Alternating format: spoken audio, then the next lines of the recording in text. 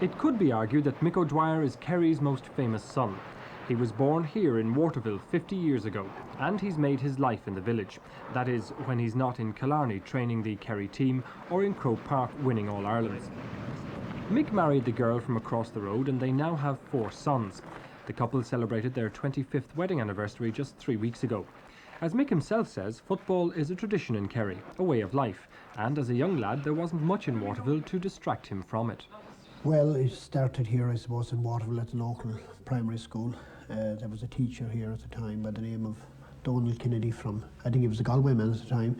He was the man, I think, that really got me really interested in the game. But I think I was interested in the game from the day I got out of the cradle, I would say. Because as you know, Gaelic football is part and parcel of Kerry and Kerry people, I suppose. There was another man that came to teach here in the local primary school, Sean McCarthy. He was a local man himself, born and reared here, and he had been teaching in Dublin for years. He came back to teach here in St. Finian's, and he was the man, I think, that was really responsible for me getting on to the Kerry minor team of 1954. Michael Dwyer takes a Kerry. In November 1956, Mick O'Dwyer played for the senior team for the first time. His last game was 18 years later. He won his first All-Ireland medal in 1959. Kerry were not now to be stopped, and Mick O'Dwyer added this neat point immediately after Don McAuliffe's first goal. Being selected on the Kerry senior football team was the real top point in my life, because I was the first Waterville man to be selected on the Kerry senior football team, and winning my first All-Ireland title in 1959, that was a great thrill for me. I suppose that's something I will always remember and something that's very special to me. There can't be many people who know the Sam Maguire Cup as well as Mick O'Dwyer. As a player and manager, he's been involved in 19 All-Ireland finals, finishing on the winning side 12 times. Taking home the cup, though, wasn't always straightforward, as in that 59 final. And we played Galway in that All-Ireland final. Cup was presented in Croke Park, and well, then we got into the dressing rooms, and the captain on that occasion was Mick O'Connell, and Mick, I think, decided to go home on that evening, and he went off by train, and I was the vice captain at the time. So to be honest, I never even thought about the cup. I don't think anybody involved in the team even thought about it. So we went to the reception that night, and would you believe it, the cup was missed at the reception. So the following morning, we had a discussion in the lounge, and somebody just asked, where was the Sam Maguire Cup? So I said maybe Mick took it back to Village with him. So somebody said that he was seen getting on the train anyway, and there wasn't any cup. So somebody decided to ring Croke Park, and Sean O'Shea-Conant, I think, was the General Secretary at the time.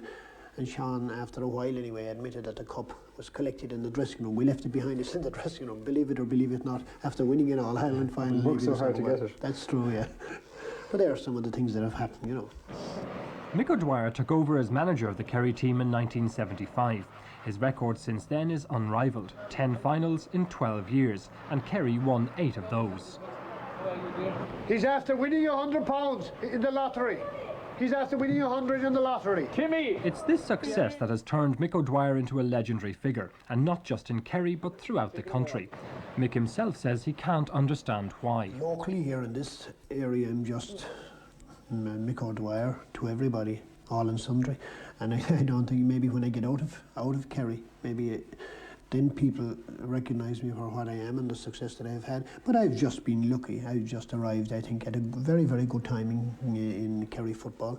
There was a great young talent coming on stream when I took over the team, and I was lucky that I took over under 21 teams, and I built the team from there. You know, we won 3 under 21s to start, and then I think that's the team we've got at the moment.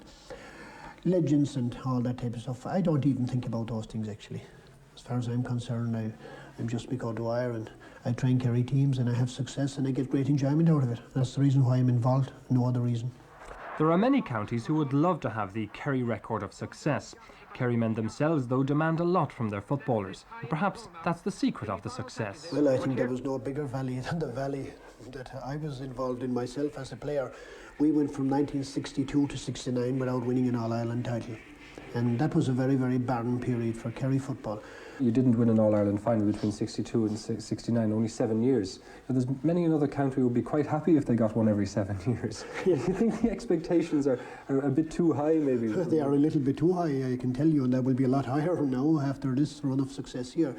But many heads rolled in that period, you know, when things start to go wrong in this county. No matter, you're as good as your last game, and they start thinking about, I think we should get rid of this fella and that fella. You know, and I think, well, maybe that's good for the game. You know, it keeps you on your toes and you have to keep working at it all the time. Mick O'Dwyer gives a huge amount of time to football, and on top of that he has his family and he runs 2 hotels in Waterville.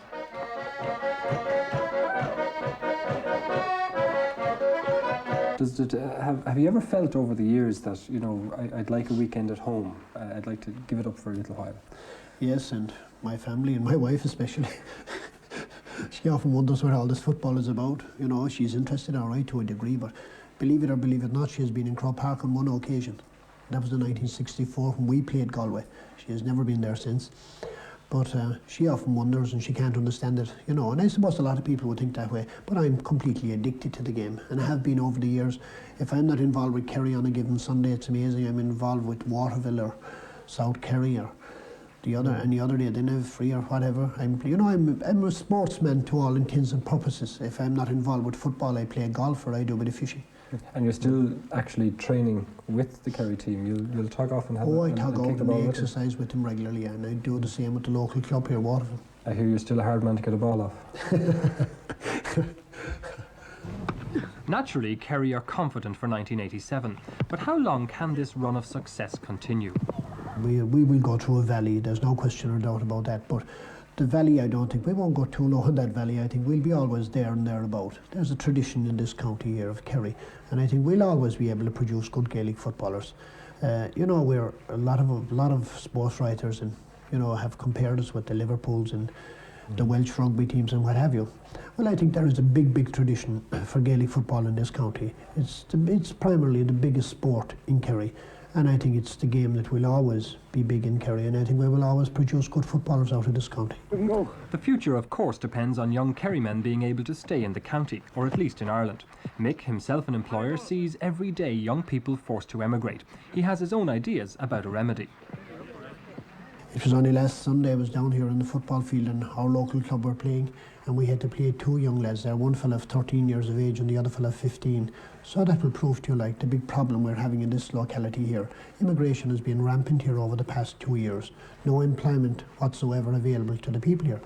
And I suppose if you look around us here, we have the best natural resources, I would say, not alone in Europe but in the world here off our coast. We must have the best fishing grounds in the world, and that is a recognised fact.